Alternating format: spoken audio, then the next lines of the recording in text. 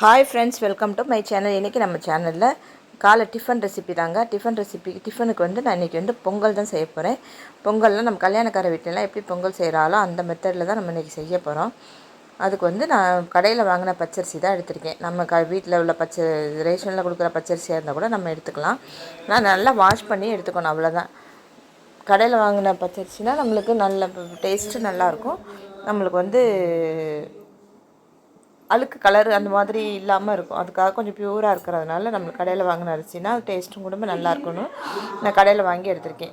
நம்ம அளவு எப்படி எடுத்துக்கணும் அப்படின்னா, நான் வந்து எப்படி எடுத்துக்குவேன் அப்படின்னா, ஒரு உலக்கு அரிசி எடுக்கிறோம் அப்படின்னா 3/4 உலக்குக்கு அரிசியும் ஒரு 1/4 உலக்குக்கு பாசிப்பருப்பும் எடுத்துக்குவோம்.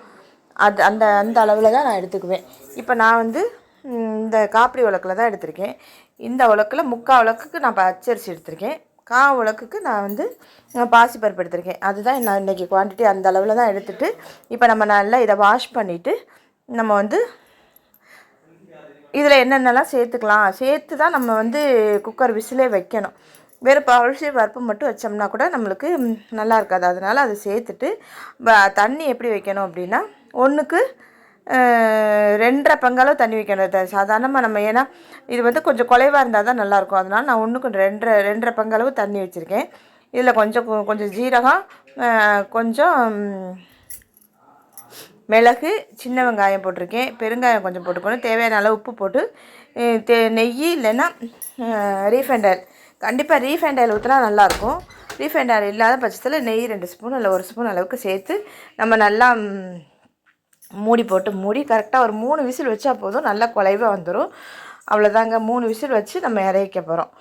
உப்பு தேவையான அளவு உப்பு போட்டுறணும். கண்டிப்பாக கொஞ்சம் இதில் ஒரு பச்சை மிளகாய் கூட நம்ம இதில் சேர்த்து கூட நம்ம செய்யலாம். நான் இன்றைக்கி பச்சை மிளகாய் போடலை, அதில் போட மறந்துட்டேன். நீங்கள் இருந்தால் ஒரு பச்சை மிளகாய் சேர்த்துட்டு உப்பு கண்டிப்பாக சின்ன வெங்காயம் ஒரு 2 3 இல்லை 4, ரொம்ப சின்னமாக இருந்தால் ஒரு 4 அவ்வளோ போட்டுட்டு விசில் வச்சு நம்ம இறக்க போகிறோம். இதுக்கு வந்து தேங்காய் சட்னி தான் நான் செய்ய போகிறேன். தேங்காய் சட்னி as usual எப்போவும் செய்கிற அதே மெத்தடு தான்.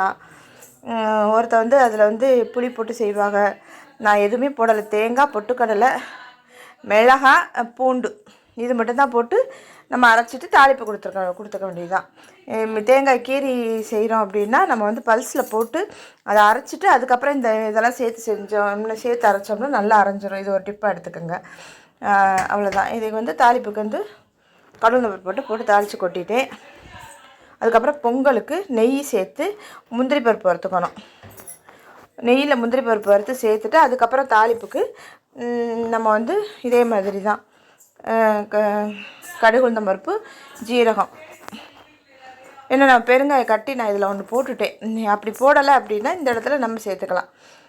வரமிளகா, கருவேப்பிலை பருப்பு, ஜீரகம், வரமிளகா இல்லை பச்சை மிளகாய் எது வேணாலும் போட்டுக்கலாம். வரமிளகா போட்டால் தான் நல்லாயிருக்கும். போட்டிருக்கேன். கருவேப்பிலை கண்டிப்பாக 2க்குமே கருவேப்பிலை போடணும். கருவேப்பிலை என்கிட்ட ஃப்ரெஷ்ஷாக இல்லாதனால நான் போடலை. இருந்ததுன்னா கண்டிப்பாக சேர்த்துக்கோங்க. கருவேப்பிலை சேர்த்து செஞ்சோம் அப்படின்னா சூப்பரான சூப்பரான ஒரு பொங்கலும் தேங்காய் சட்னி ரெடி.